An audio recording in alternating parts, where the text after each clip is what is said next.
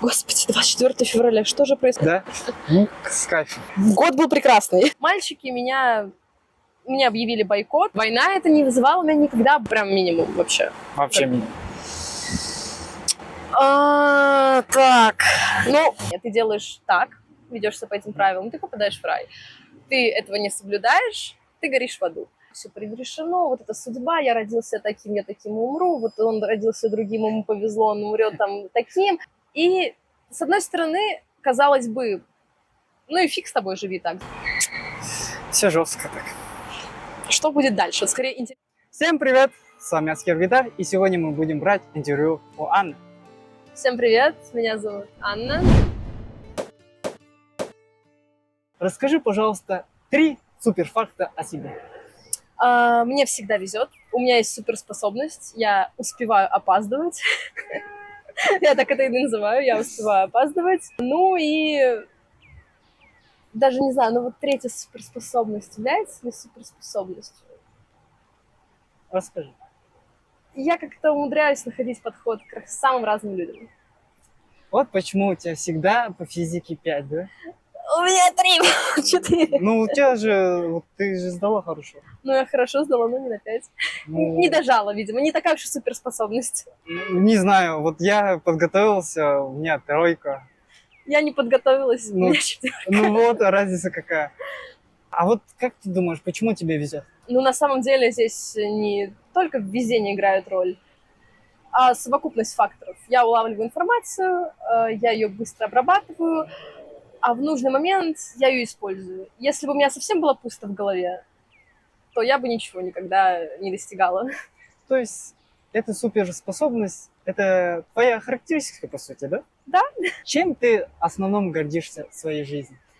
На самом деле я не могу вот прям точно сказать, что я горжусь, например, чем-то в данный момент. Для меня какие-то периоды моих достижений, чего-то, какой-то, знаешь, такой пик, когда я чего-то достигаю, когда у меня что-то получается, он, да, приносит много эмоций, да, это всегда радостно, но так как моя жизнь сама в целом наполнена эмоциями, я не зацикливаюсь, не сосредотачиваюсь постоянно на чем-то достигнутом. То есть у меня что-то получилось, да, было приятно, было чудесно, но надо двигаться дальше, и поэтому это все постепенно стихает. Мне даже сложно вспоминать, чем конкретно я гордилась, условно, месяц назад, полгода назад и еще раньше. Такие глобальные, большие тем, что вот я это сделал, я это смог! Наконец-то! Вот такие есть? Были, наверное, в школе детского кино был такой момент, когда мы завершали наше обучение. Да, я чувствовала какой-то легкий внутренний триумф. В старшей школе таких моментов было мало, я не придавала особого значения каким-то успехам, достижениям в учебе. Ну, мне было как-то, да, приятно, но это не то, что меня интересует в жизни больше всего, совершенно нет. Скорее, я радовалась, когда я в какой-то командной деятельности, и моя команда чего-то достигала, побеждала, либо же, наоборот, даже не в соревновании дело, а именно какой-то результат мы поставили себе, и у меня это получалось. Вот, например, мне было на самом деле очень приятно узнать, когда на экзамене по химии ни у кого в моей группе не было 2. Ну, по сути, да. Да. Ну, это благодаря тебе. Не зря мы смотрели. Я не хочу говорить, что я прям горжусь собой. Я горжусь результатом именно ребят. Но мне было очень приятно, что да, у нас получилось, это было не зря. С группой. Да. Вот такие моменты, они действительно запоминаются. А какие коллективные игры ты играла-то? В детстве, в подростковом возрасте было много таких. И в целом я как-то привыкла участвовать в какой-то командной работе. Как я понимаю, ты на очень сильные, хорошие моменты особо не сосредоточен. Было хорошо, круто, но это прошло. И также и на плохих, да? Или наоборот? Я не обесцениваю хорошие моменты, нет. Я не имею, что объяснять. Они скрашивают мою жизнь, но дело в том, что я каждый день обмениваюсь эмоциями со множеством людей. Я привыкла жить в обществе людей, мне уединение может быстро наскучить. Да, оно мне необходимо, но как раз-таки вот то, что мне приносит удовольствие, и почему я не могу постоянно вспоминать о прошлых хороших моментах, потому что новый день опять несет такие же эмоции, такие же переживания. А какие-то плохие переживания, они не остаются со мной надолго. Ну да. Расскажи о своем родном городе. Я родилась в Калининграде и прожила там всю свою жизнь. То есть в Москве я последние там месяцев 9. Калининград очень красивый, маленький, не шумный город. Я бы назвала это, ну, знаете, у нас в России 3 столицы, да? Я бы назвала Калининград 4-й столицей, молодежной столицей. Самые разные ребята, самые абсолютно разные представители молодежи, субкультуры и так далее. И при этом все они уживаются, все вот буквально, знаешь, там в центре города находятся на одной площади, ты можешь посмотреть в разные стороны, они абсолютно разные. И при этом такие похожие, у них так много общего, и все они такие дружелюбные, и вот прям вот эта энергия молодости бьет ключом из моего родного города. Там очень чисто, по сравнению, например, с Москвой.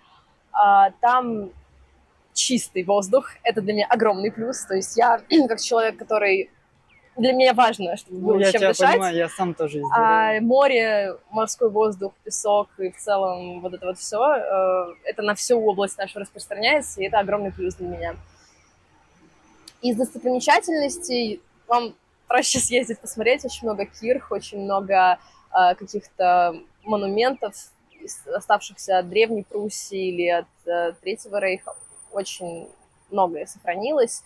Не только в Калининграде, но и в целом по всей области можно поездить. Очень много таких городов областного значения, которые у них не развита инфраструктура по сравнению с Калининградом, вообще никак. Но при этом вот просто поездить, посмотреть, полюбоваться очень было бы полезно. А от Москвы далеко находится? Ну, где-то около 1500 километров плюс-минус. Это если Север, на машине. Запад. Да. Надо как-нибудь тоже съездить. Ну, 2,5 часа на самолете.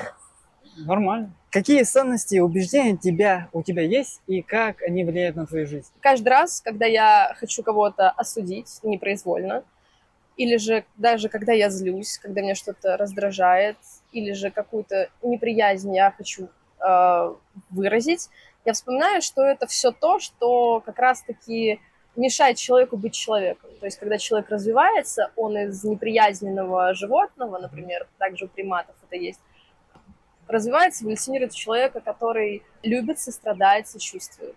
И каждый раз, когда во мне возникают вот эти вот порывы, я вспоминаю о том, что в первую очередь я должна не думать о себе, о своем собственном эгоизме, а подумать еще о том, что испытывает человек, который находится рядом со мной, каково ему, и почему я так на это реагирую. Это помогает мне жить вот как раз-таки той жизнью, которой я живу сейчас, без какого-то постоянного негатива, стресса, без ощущения, что все вокруг какие-то не такие, мягко говоря, если выражаться политкорректно. Давай, нормально. Мрази, да, все-таки мрази, сволочи, уроды. Нет, в моей жизни меня не окружают такие люди. И я 100% уверена, что если для вас мир является несправедливым, то вы сами наверняка слабо понимаете, что такое справедливость, и в вашей жизни она не присутствует. Я считаю, что жизнь несправедлива, но, несмотря на это, мне жить нравится, бесспорно. Когда вот он попал туда, ты понимаешь, вот он так, у него вот так случится.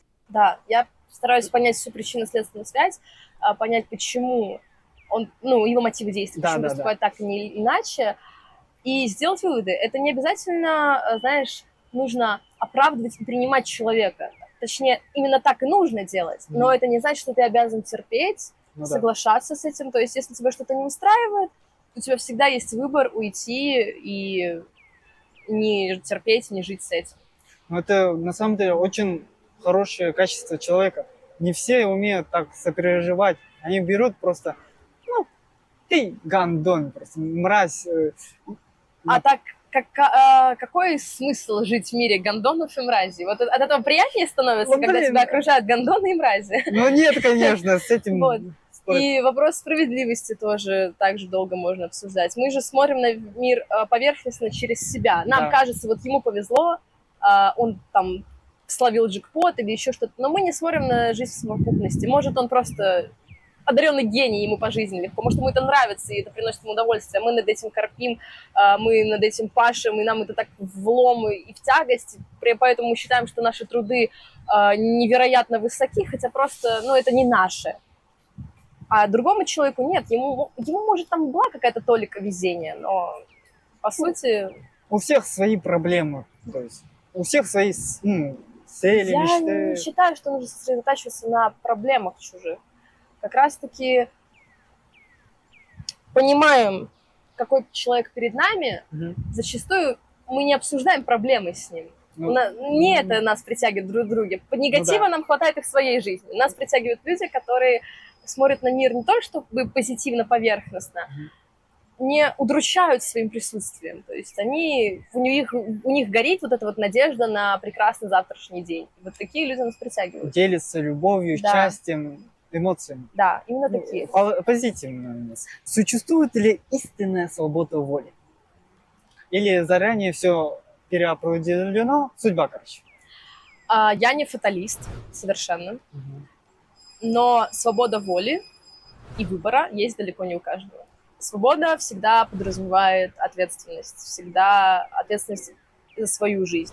Истинная свобода воли и выбора есть у людей, которые несут ответственность не только за свою жизнь, но и за жизнь, например, целого коллектива. Так называемые пророки, вожди.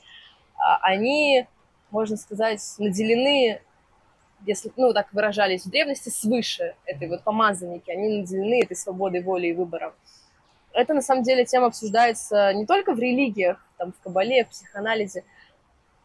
Свобода воли, она напрямую связана с тем, готовы ли мы нести ответственность за свой выбор. Многие люди, я не осуждаю их, это, возможно, прекрасный механизм защиты, они верят именно в судьбу, в какую-то предрешенность, то есть фаталисты, по той простой причине, что они неосознанно понимают, то есть какое-то у них такое подсознательное ощущение, что все-таки они не несут ответственность за свою жизнь, не могут или не хотят внутри. И поэтому им удобнее считать, что все-таки нет никакой свободы воли, выбора, все предрешено, вот это судьба, я родился таким, я таким умру, вот он родился другим, ему повезло, он умрет там таким, а я, сижу на своем месте, и все прекрасно, нечего мне рыпаться. И, с одной стороны, казалось бы, и фиг с тобой, живи так. С другой стороны, я просто сочувствую таким людям, опять же. Я понимаю, что, возможно, у них нет сил бороться, возможно, они не видят в этом смысла, возможно, у них не хватает каких-то качеств, интеллекта, образования или чего подобного, потому что, на самом деле, сейчас в современном мире свобода выбора напрямую связана с образованием. И, как мы замечаем, во многих странах третьего мира, условно, там, где образование ограничено либо совершенно недоступно, люди, массовое население, так скажем, оно не свободно. Если мы сейчас смотрим глазами, так сказать, гражданина правового государства, мы понимаем, что эти люди по сравнению с нами абсолютно не свободны ни в своих решениях, ни в своем выборе, ни даже в передвижении.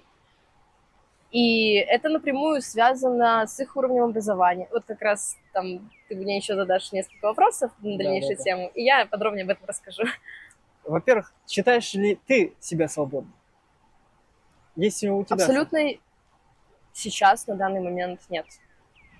Потому что для меня свобода является абсолютной финансовой, физической, эмоциональной сепарацией, в первую очередь, от родителей и, соответственно, полной ответственностью за свою жизнь.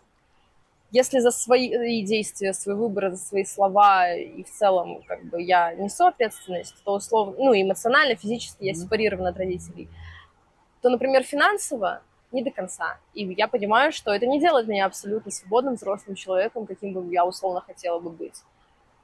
Но в остальном я понимаю, что мне пора бы уже, и я уже, соответственно, достигла этого, то есть любой взрослый, условно, человек, нормальный возраст совершеннолетия, должен все остальные пункты пройти самостоятельно и прийти к тому, что называется сепарированный, свободный взрослый человек. Не считаешь ли это слишком трудно? Это же давит учеба, работа, экзамены, туда-сюда.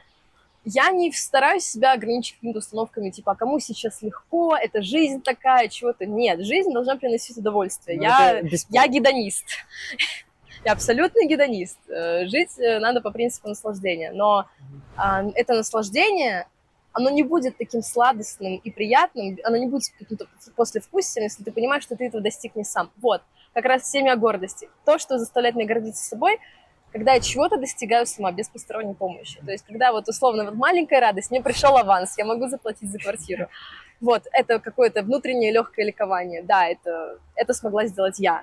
Ни мама, ни папа, это мои усилия, мое достижение. И вот это приносит удовольствие. Преодоление, да? Не только преодоление, а именно достижение, скорее, да. Как ты думаешь, почему в современном мире религия до сих пор существует? Религии вообще возникали как культурное какое-то наследие, то есть если мы говорим о каких-то языческих культурах, и как способ какой-то общественной регуляции, то есть насаждение каких-то определенных правил, по которым люди должны были жить. То есть это была определенная альтернатива законам, причем более действенная, потому что у человека, особенно необразованного, а мы помним, что даже условно в средние века и еще раньше образование было намного недоступнее, нежели сейчас. Во многих странах до сих пор, кстати, по тем же самым причинам. Даже развитых и развивающих странах до сих пор. До сих пор по тем же самым причинам. Такими людьми, у которых доминанта страха и тревоги превыше всего, очень легко управлять, потому что религия, по сути, давала условно два состояния. Ты делаешь так, ведешься по этим правилам, ты попадаешь в рай. Ты этого не соблюдаешь, ты горишь в аду. И вот этот страх, там, чертики с котлами, он влиял на людей гораздо сильнее закона. То есть закон на самом деле было намного сложнее соблюдать, учитывая, что там, посадят меня, там, еще что-то, как-то нет. Все-таки красть и убивать гораздо приятнее, потому что агрессия – это часть либидо, и все мы, особенно если мы не образованные и не развитые, мы это хотим делать. Животные. Да, животные. А религия, она как раз-таки в древние времена была основана на страхе, то есть любовь к Богу из страха, служение Богу из страха. Поэтому это можно было считать как каким-то средством управления массами. Но сама по себе корни, например, авраамических религий, они очень метафизичны. И Каббала, например, учение, также во многом связано с авраамическими религиями. И любовь, и служение Богу не какому-то как старцу или условно каким-то эзотерическим понятиям, которые есть окутанные в религиозных текстах ввиду неправильного перевода, недостоверного или еще что-то. Это все основано больше на служении Богу из любви, из осознания, из понимания каких-то религиозных текстов. То есть, например, в Евангелии очень мало людей, христиан, в том числе, которые считают себя христианами, открывали условно Евангелие и читали истинные слова Христа. Все эти слова, все эти тексты, они, по сути, так или иначе определяют жизнь нашу и сегодня. Поэтому религия жива до сих пор, потому что эти смыслы, написанные несколько тысячелетий назад, они актуальны до сих пор. И для каких-то людей, которые, возможно, не созданы, например, для каких-то серьезных умственных трудов, там, теологию изучать, им достаточно просто какого-то поверхностного смысла, чтобы чувствовать какую-то осознанность в своей жизни, чувствовать, что он живет не зря. Поэтому это ощущение, оно фундаментально для человека, а уж тем более для массы. То есть, когда вы вместе служите какой-то определенной конфессии, и ты чувствуешь таких же людей, как и ты, что вы объединены чем-то, это как раз-таки стирает эту, знаешь, животную неприязнь между людьми. Когда вы... Братья, Да. Вот это ощущение, оно фундаментально для человека. И поэтому, естественно... Да, естественно, эти учения, религии, они существуют до сих пор. Но, к сожалению, есть религиозные фанатики, есть, радикальные, есть люди, которые эксплуатируют религию до сих пор как средство управления массами, или вообще такие случаи, когда религия сейчас, например, в наше время, она не регулирует в целом никоим образом отсутствие какой-то неприязни среди людей, то есть она только растет. И религия уже с этим не справляется. поднимая эту тему, у меня несколько вопросов появилось. Во-первых, как я понимаю, ну вот, любовь к Богу есть и страх от Бога. И между ними со временем грань стирается. А нет, как раз-таки страх — это наше первобытное, такое, возможно, детское животное. Любовь — это то, что мы выносим, развиваем. То есть, когда мы выносим наш страх наружу, в сопереживание, в сострадание, рождается какая-то любовь. Но любовь без осознания, без интеллекта, без образования в наше время, без работы над собой, она невозможна. В средние, например, века, условно, вот католическая церковь, например, как работала по механизму именно страха. То есть убеждение и внушение людям именно страха. То есть люди, у них не было образования, зато были множественные гонения, инквизиции, там, сжигание ведьм. И все это внушало, естественно, огромный страх, который позволял влиять на людей в дальнейшем. В Библии, например, ничего подобного, как бы мы оправдания, тем более подобным действиям, мы встретить не можем. Может ли страх перетекать к любви? Вот ты сперва боишься Бога, а потом объединяешься с людьми, и это потом... есть это вот развитие, вот есть вот... в этом смысле развития. Ты сказала, что религия в данный момент вообще не справляется, ну не вообще, просто не справляется с удержанием... Глобально не справляется, да, глобально не справляется. Как думаешь, как вообще можно эту проблему исправить? Знаешь, такой вот очень похожий, прям точно такой же вопрос задавали Михаилу Лайтману, учителю каббалы. Вот прям точно такой же практически по смыслу, может быть, даже слово в слово. И он отвечал, естественно, на это каббалистическими смыслами. То есть, когда мы осознаем эгоизм внутри себя, расширим границы нашего эгоизма от альтруизма, условно, это высшая форма эгоизма, и поймем, что другой человек, он такой же, как и мы, а, соответственно, мы не можем поступать по отношению к нему таким образом, каким не хотели, чтобы поступали по отношению к нам. Условно, этот смысл, вот простой, даже в поговорках, не желай другому тому, чего не желаешь себе, он это самый первый такой фундаментальный каббалистический смысл, который очень трудно соблюдать людям глобально по всему миру, потому что мы все разные, мы находимся на разных уровнях развития. Кто-то живет в правовом государстве, кто-то живет в постиндустриальном вообще государстве, и там уже совершенно другие уровни потребления, уровни развития, и он уже, возможно, готов ментально, морально, духовно к этому состоянию, но, условно, например, на Ближнем Востоке, в Африке, в Индии люди живут в условиях там 200-300 лет назад. Возможно, у них такой же антураж, такие же мегаполисы, города, но ментально они совершенно другие. И образование, и обычаи у них на уровне нескольких столетий назад. И поэтому мы не можем достичь вот этого вот равновесия, когда все осознают, как надо вести хорошо, условно, и как не делать плохо. Но сейчас мир на грани, вот на пике, когда у нас наша общая неприязнь, она дошла до такого состояния, что либо мы придем к тому, к чему изначально что изначально доносили вот эти вот каббалистические смыслы, либо же это будут постоянные непрекращающиеся войны, какие-то распри и так далее. Или конец всему? Нет, конец всему... Ну, теоретически. Нет, теоретически, да, но практически мы же понимаем, что этого не случится, потому что как раз-таки те люди, которые развиты и живут в высших условиях, условно, для нашего мира сейчас, на данный момент, они понимают, что они не хотят умирать и страдать, и как это причинять зло другим тоже как-то не хочется. Таких звериных людей больше, чем разумных. Вся власть в руках... Ну да, с этим... В руках как раз-таки не таких звериных людей. Как ты справляешься с плохим отношением к себе? Смотря отношение кого ко мне.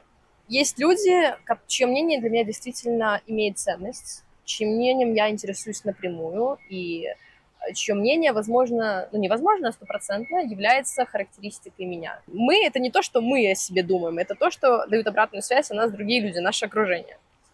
То есть, по сути, мы — это отражение нас в глазах тех людей, которые нас окружают. И В целом, я не могу сказать, что мое окружение близкое или там относительно ежедневное думает обо мне плохо. Я на себе этого не ощущаю. Но даже какие-то слухи и сплетни, я не слышала их на протяжении там, всей своей жизни, каких-то ужасных. То есть, да, это было, возможно, в подростковой жизни, но это было среди тех людей, вот как раз-таки, которые находились в моей жизни настолько временно, настолько незначительно, что я понимала, что их мнение на мою жизнь никак не повлияет. А так я даже не могу 100% ответить на этот вопрос, потому что я не сталкивалась прям, знаешь, с таким плохим отношением к себе. Ну, то есть не было такой какой-то тотальной ненависти, неприязни, еще чего-то, там, гонений меня. Ну, мне это просто неведомо. По крайней мере, вот на данный момент. А вот эпизоды там условно в 12 лет, когда там мне устраивали бойкот в классе, да, такое было. Да, меня не меня За устраивали что? просто вот за то, что я есть. Ну, отчасти из-за, ну, по национальному, по внешнему признаку. Меня ненавидели какие девочки в моем классе. Наверное, завидуют, Ну, да? возможно. Но я не хочу, знаешь, это, возможно, звучит ЧСВшно.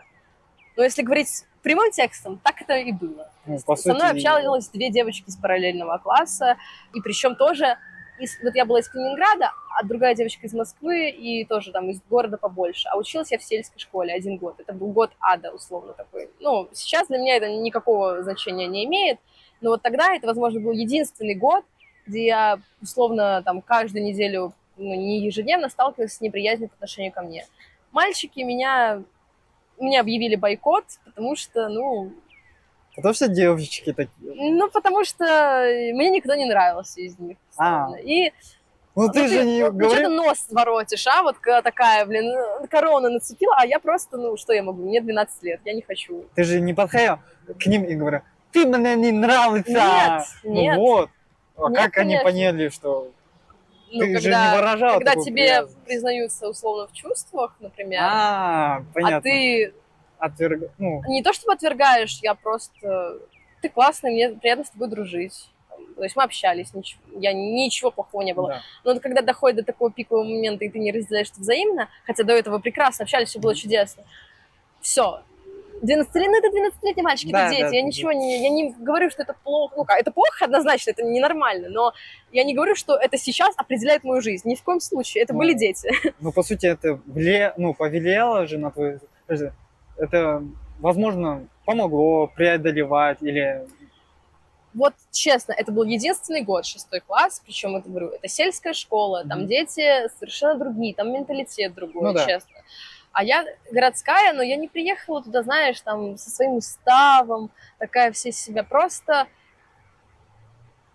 Возможно, людей даже раздражало то, что вот их неприязнь, вот эта вот какая-то ко мне, она меня никак не колыхала. Ну, то есть меня это вообще не интересовало. И это их, возможно, бесило еще больше. А стоило вот мне буквально через год переехать обратно в Калининград и поступить в другую школу, эта проблема исчерпалась. У меня не было вообще ни момента, ни минуты того, что я переживала что-то подобное снова. И напрашивается вывод, но дело явно не во мне. Просто этот вопрос меня интересовал, потому что нестандартная, удивительная вещь. Ну, относительно других. И поэтому обычно люди объединяются и кого-то начинают травить. Да, но вот опять же, обычные люди объединяются, знаешь, даже среди обезьян такое есть, когда объединяются и травят какого-то ненужную особь, чтобы ее выгнать из стаи.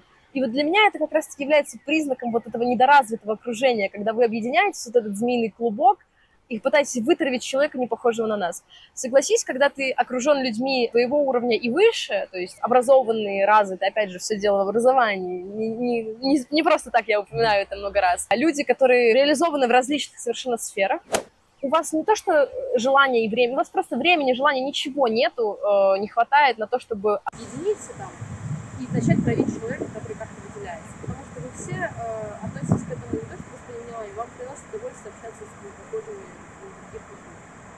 И так было у меня в последнем лицее, в котором я училась и закончила. Так было и в предпоследней школе, условно. То есть у меня не было ничего подобного, чтобы я ощущала на себе какую-то перманентную неприязнь, желание надо мной не то, чтобы там насмехаться, просто вот ненависть спиной я чувствую. Нет, этого не было. Просто потому, что я перешла в то окружение, которое было на одном уровне развития себя. Ну, которое было готово тебе принять. Да не только принять, в целом, как бы, это же не только вопрос принятия. То есть можно быть, знаешь, абсолютно отчужденным от других людей, ты же знаешь, что у нас в группе тоже таких видели. Ты не принимает никакого участия в социальной жизни, но при этом над ними никто не насмехается, никто их не травит. Просто потому что люди понимают, у них и мысли таких не возникает. Они понимают, что это ненормально. Таким заниматься низко и абсолютно неправильно. У тебя есть комплекс? Как ты с ними справляешься? Честно говоря, я Без секретов, без тайн. без тайн, я не могу сказать, что вот сейчас, последний год, в целом, я анализирую себя ежегодно, вот по сравнению с предыдущим годом, 2 года назад, 3 года назад. Я вижу свои изменения, я вижу, как я расцветаю, я вижу, как меняется мой стиль, я вижу, как у меня меняется восприятие себя, чувство и так далее. Если во мне меня что-то не устраивает, такое новое, я готова там условно это изменить. Но у меня нет ничего такого. То есть даже когда мне пытались как-то навязать комплекс или человека, кто-то там мог нелестно высказаться, даже среди близких и рабочих, о каких-то моих чертах лица или еще что-то, или там даже вес мой кто-то смешал. Я такая, я это расценивала не как какой-то недостаток в себе. У меня возникла агрессия, гнев, и вот это негодование, как вы посмели посягнуть на что-то во мне. То есть, возможно, это какая-то высшая форма самолюбования, не знаю, но вот я с детства чувствовала, что никто не имеет права мне что-то там говорить, со мной что-то не так. Заткнули рты. Вот так это было прям. Заткнули рты. Как-то вот прям я могу что-то посмотреть в зеркало и подумать, так, здесь что-то не так. Но я даже это себе не позволяю. А вы кто такие вообще? Знаешь, я тебе завидую, потому что у меня в детстве такого не было. Ну, Вот я могу поделиться, даже мама в детстве что-то там говорила про мой нос, возможно, в шутку, просто про мой нос. Это, ну, из 17 лет больше на пластике. И я такая, нет, ты что, ну, хотя бы в глубине души, я такая, ну ладно, потом, наверное, до 17 лет сделаю ринопластику. что-то дернуло. Ну, не то, что дернула, это была отложенная такая мысль, которая вот сейчас меня вообще не беспокоила, в мои 8, там, 10 лет. А в 12 лет, какая ринопластика, это мой нос. И когда мама даже опять что-то говорит, нет, это мой нос, я не буду его трогать. Ни нос, ни брови, ни глаза, ни мой вес вообще там. До сих пор, наверное, могут быть такие разговоры. Ну как так? Ты в смысле весишь на 48-45 килограмм грудь? Вы что, охренели, что ли? Я 60 хочу. Я хочу больше. У меня есть свои стандарты в своей голове, свой какой-то идеал.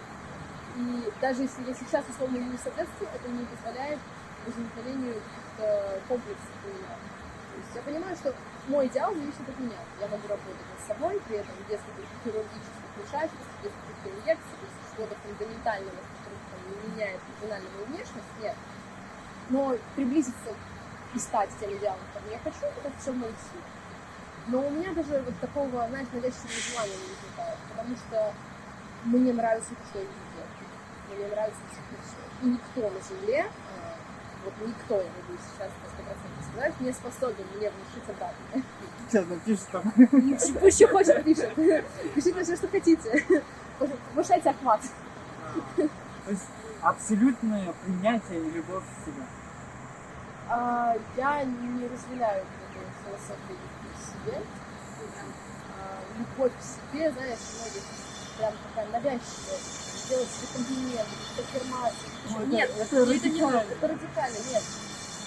Направьте всю эту энергию на любовь к другим людям, пожалуйста. Любовь к себе как-нибудь там приумножить сама. Если у вас нет уважения, самоуважения к собственному достоинству, то все эти аффирмации, ваши инъекции, я не знаю, еще что-то, они ничего не творят, ничего не изменят. Но есть очень множество примеров людей, которые откровенно говорят, я не красив в том плане, что конвенционально, я не красив, но это не мешает мне как-то неполноценно жить или не дает вам права как-то насмехаться. И вот эти люди, они притягивают критику. Если бы я, например, быть трижды красивой, но была какой-то стервозной, злобной, помешанной на вот этой любви к себе и при этом абсолютно неприязненной к окружающим, никто бы не смотрел на меня. Мне никто бы не хотел с ним общаться, там, условно, после разговаривать, там, дать красивой девушке, или два-три слова я бы сказала, господи, и зря ты рот открыла.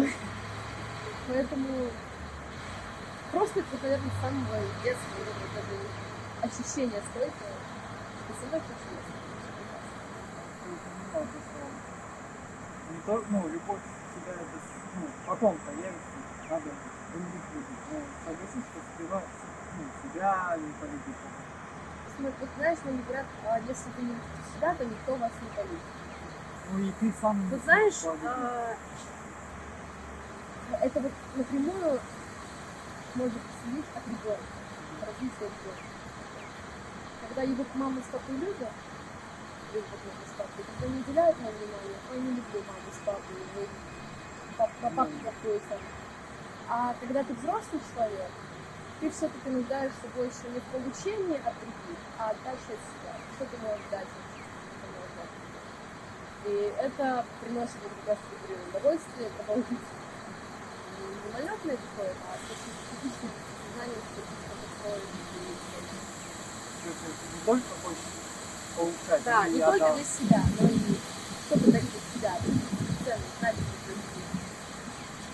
Как ты относишься к разным этносам народов?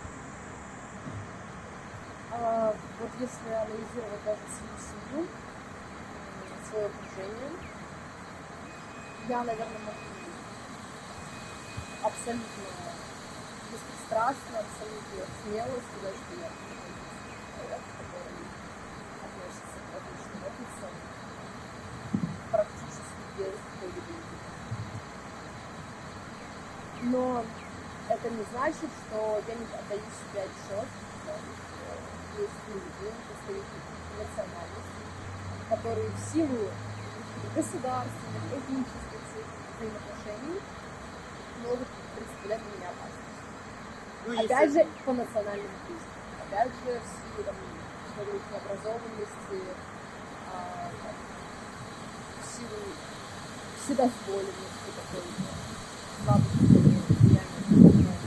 Я понимаю, что я не имею права, с точки зрения ответственного человека, быть жертвой предубеждения и относиться к этим людям предвзято. Но внутри меня, я считаю, это абсолютно оправданно, всегда может быть такой внутренний звоночек, что я должна как-то на дистанции находиться с этим человеком, пока он себя не появится. Просто потому что, вот если я даже иду по улице и вижу человека, там, условно, среднеазиатской национальности, я всегда пристально смотрю на индивида, как он здесь есть. Если расхлябанно, как-то развязно, вульгарно, похабно, я понимаю, что я с этим человеком в близкий контакт не хочу. Просто потому что он является вот, собирательным примером, вот, стереотипом абсолютно вот, всех тех наших убеждений касательно этой национальности. И я понимаю, что вот этот вот тот раз пример, который нужно избегать. Это в силу своей безопасности. Я считаю, это мое полное право. Правильно. Не только ты рассматриваешь не только по этносам, но и поведение. Да. То есть национальность скорее является для меня не шаблоном, а вот сигналом. Посмотреть внимательно. И там уже оценить. То есть не предубеждением полным, что ты такой национальности, все, до свидания. А сигналом посмотреть внимательно. Посмотреть, соответствуешь ты этому стереотипу или нет. Если нет, то мне абсолютно все равно, кто такой национальность. У меня нет таких границ. Как думаешь, почему люди уважают обычно, но когда приезжают в Россию, забывают?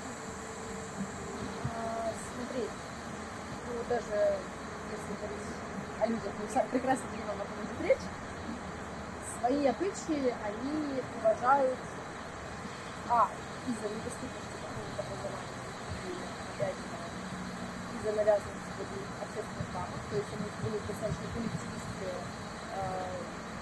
мышление, и они понимают, что в условиях, например, своей родины, они обязаны соблюдать определенные обычаи, и они же не приняты всем своим обычаям. В России они уже по умолчанию не приняты, они уже приезжие, они уже понаехали. И в России у нас это больше индивидуализм, у нас все-таки больше не обычаи регулируют общество, а законы. Для них это гнобит, потому что законы подразумевают образованность. Следование каким-то общественным нормам порядкам требует такого же склада ума и ничего. У них оно другое. И более того, мы прекрасно понимаем, что слово недоросшее до нового уровня, до нашего ситуации. И вот эта вот вседозволенность после этого, она крутым болью. То есть, например, если в их государстве они чувствуют эти рамки постоянные, вот это желание висеть запретный блок, при этом не быть осужденным обществом на своей родине, оно становится осуществимым в России. Ну и, естественно, это начинается цепная реакция, когда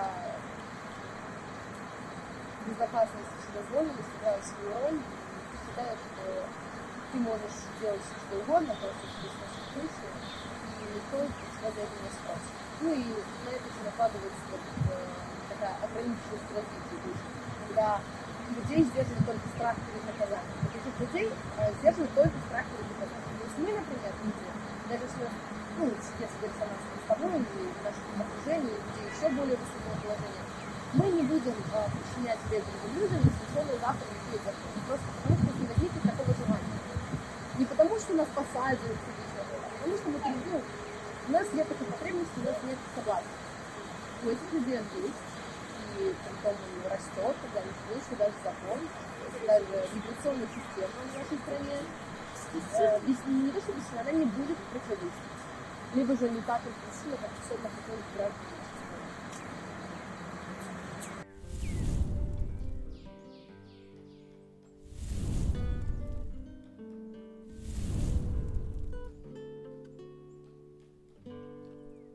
Как ты относишься к военным действиям, которые происходят сейчас?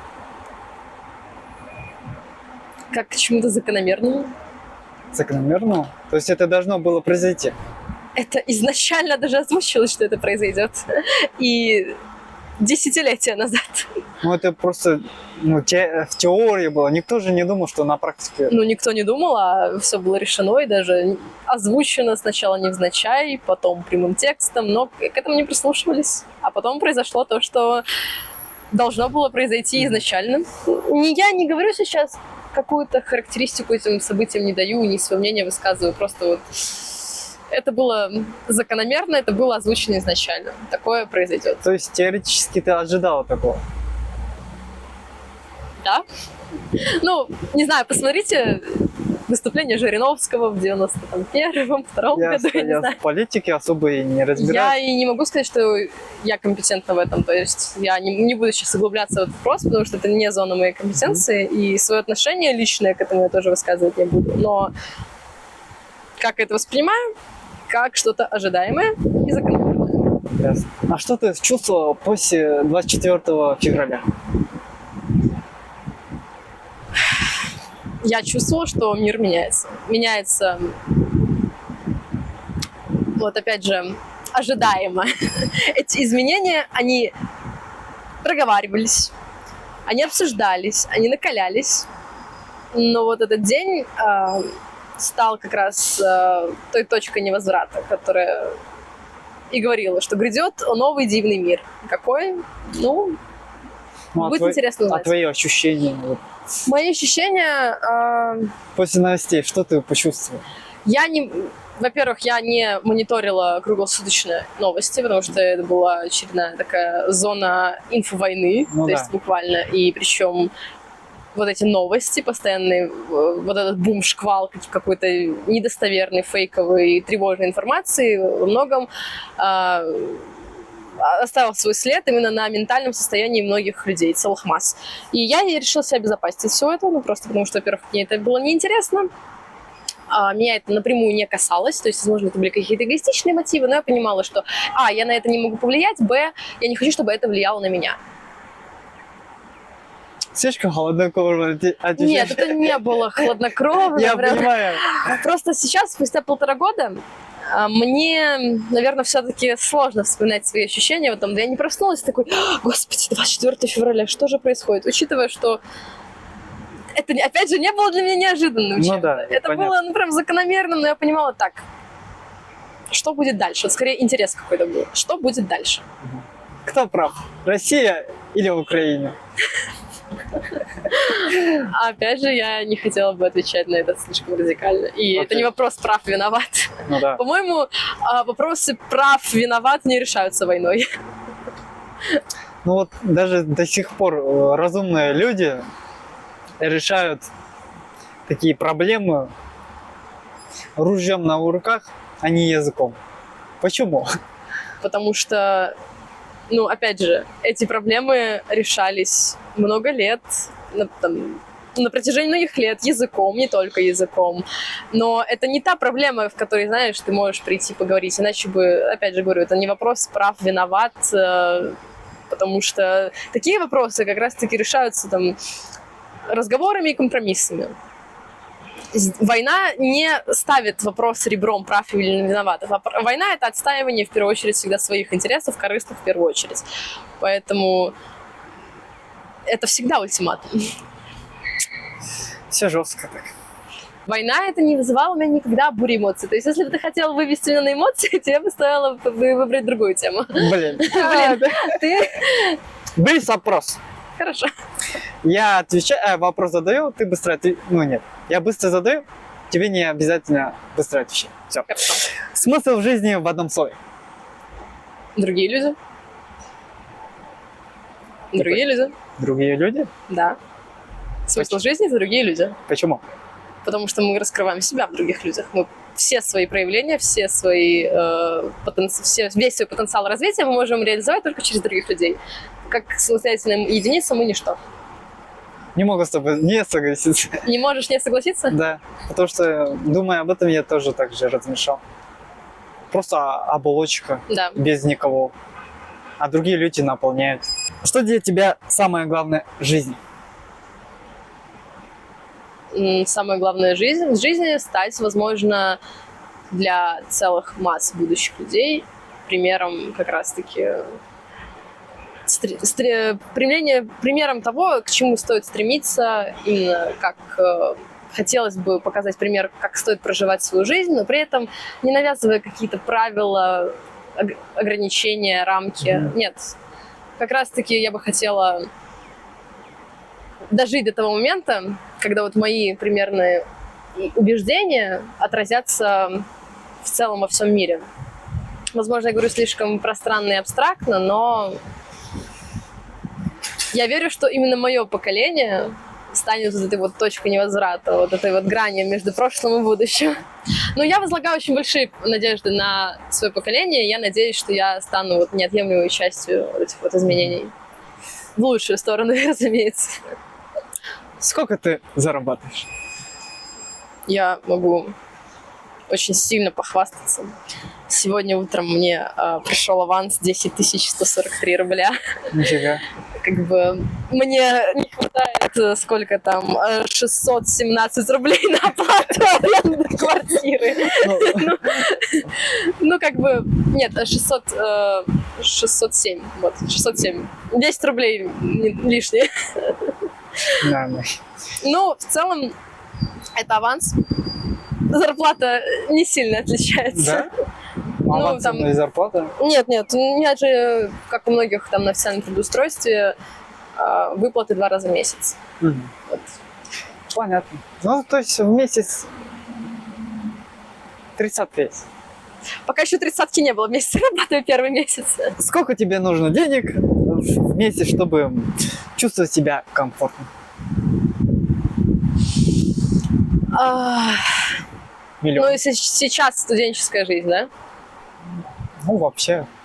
Вообще у меня нет ограничений на эту сумму, какую-то определенную в будущем. Ну, хотя бы минималка. Но минималка сейчас на студенческую жизнь мне, ну, там, 25-30 тысяч, это прям в месяц на Прям минимум вообще. Вообще минимум. Ну, как минимум закрыть все свои потребности и при этом не чувствовать какого-то недостатка в чем-либо. То есть, если я захочу внезапно потратить деньги на что-то неожиданное, либо же там пойти потусить с друзьями или еще что-то, у меня на это есть средства. То есть, я не ем макароны и всякое прочее. Нет. То есть, я живу полноценную жизнь. У меня есть чем заплатить за квартиру, у меня есть чем заплатить за зал и какие-то еще определенные ежемесячные нужды. И при этом у меня есть свободные средства, которые я трачу на себя любимую. Ну и есть, естественно, надо, как бы. Да. Это примерно такая сумма. Но я понимаю, что эта сумма не является своим потолком. Это прям вот, ну, минимум сейчас на студенческую жизнь, когда я живу в каких-то условных ограничениях. В дальнейшем нет. Ну, ограничения денег особо никогда нет. Да, ограничений в этом вопросе. Мы живем в обществе потребления. Все хотят деньги. Сколько дашь, столько потрачу. А за что тебе стыдно? Так, ну, сегодня мне стыдно за то, что я опоздала на час. А если глобально? Глобально? А глобально у меня не было никогда в жизни таких прям ошибок, за которые мне надо ходить с опущенной головой. Нет, я не совершала что-то такое непоправимое или же феерически как-то не позорилась. Ладно, тогда в этом году. В этом году. Год был прекрасный. Мне не с чего стыдиться. Да? Ну, с кайфом. В чем сила? В чем сила? В Ньютонах? Ладно, это банальный ответ. Да, это... Сила в любви, но в любви не к себе, разумеется. В любви к другим людям. Давать любовь к другим. Давать любовь к другим. В этом, кстати, и заключается... 3 качества, которые бесят тебя в людях. Неприязненность, лицемерие. Ну, вот это вот, знаете, душнило мне не нравится, господи, мне не нравится душнило, вот. И заключительный вопрос. Если тебя слышал каждый человек, что бы им хотел бы сказать? Во всем мире. Во всем мире? Да. Ну, если вы хотите улучшить этот мир, то начинайте с себя. Не сравнивать себя с другими, не идти на поводу вот этого инфо-цыганства и успешного успеха, а начинать работать над собой. И причем без оправданий, без каких-то отмазок. Начать именно с себя, понять, что у совершенства нет предела. Я бы, наверное, вот так кратко донесла свою мысль. У совершенства нет предела. Мне повезло об этом узнать в 12 лет. Кому-то на осознание этого небольшого факта требуется вся жизнь. А как это случилось? Это строчка из песни моей любимой группы. Да? Да. У совершенства нет предела. И когда ты это осознаешь, ты начинаешь работать над собой, то есть улучшаешься ты, улучшаются также другие люди, и так мир и меняется. Никакие идеологии, построенные на создании какой-то утопии, какого-то идеального мира, они никогда не будут настолько эффективны, как плодотворная работа над собой. Что бы ты изменила в мире, если у тебя была одна возможность? Одну вещь. Ой, ну я, наверное, сейчас скажу такую мысль, о которой все задумывались в детстве. Когда можно, если ты потерял какую-то вещь, на нее позвонить. Да, позвонить на эту вещь и найти ее. Вот это было бы прекрасно. Я надеюсь, что кто-нибудь, когда-нибудь, какой-нибудь гениальный инженер придумает такой микрочип, который можно будет вживать во все вещи, которые вот новые будут уже, естественно, не старые, а новые. Вот просто на каждом заводе при производстве любой модели всегда будет какой-то микрочип, который ты можешь, знаешь, сканировать по QR-коду через свой телефон, и у тебя в телефоне сразу вбивается база, то есть не захламляя твои списки контактов, просто база вот вещей, которые ты пользуешься, которые у тебя есть. Если ты что-то потерял, ты можешь на это позвонить, и, соответственно, там твою вещь найдут, там отнесут в бюро находок, либо же перезвонят тебе, скажут, ваша вещь найдена. Это было бы прекрасно, это бы невероятно облегчило наш мир, в целом улучшило его. Что бы ты хотела бы узнать или сказать, если ты стояла перед Богом? У меня нет такого, знаешь, эзотеричного какого-то мифического отношения к Богу, как к какому-то живому существу, в том плане, что вот это что-то, какая-то личность, которой надо что-то сказать. Ну, Для меня это как что-то просто, вот знаешь, энергия жизни, которая есть в каждом из нас. Это и есть, возможно, проявление божественного. В целом, энергия, которая движет этим миром. И тут уже дело даже не в словах и не в каких-то личных собственных смыслах. У меня нет чего-то конкретного, чего бы я могла даже сказать просто вот самой себе, условно, или в воздух, или, знаешь, вот молитвы, что-то такое. Чувство благодарности я просто испытываю каждый день. Чувство благодарности и любви, даже если я очень подавлена, я не могу сказать, что моя жизнь в какой-то момент закончилась или потеряла смысл, потому что вот это вот чувство, оно всегда теплится внутри. Какие выводы ты сделала после нашего разговора? На самом деле мне было очень приятно поговорить на эти темы, потому что даже несмотря на то, что я их выбирала сама, условно, то есть я знала примерно, с чем я столкнусь, я бы хотела все равно это проговорить, потому что когда, это особенности, наверное, моего мышления, когда я что-то проговариваю, у меня в голове это выстраивается по полочкам. Да, структурируется, выстраивается по полочкам, я осознаю это намного глубже. И, возможно, через несколько лет я пересмотрю это интервью и, может быть, не соглашусь с чем-то вышесказанным, или наоборот, подумаю, оказывается, ничего не поменялось, мои взгляды были такими же, как и сейчас, я была такой же осознанной.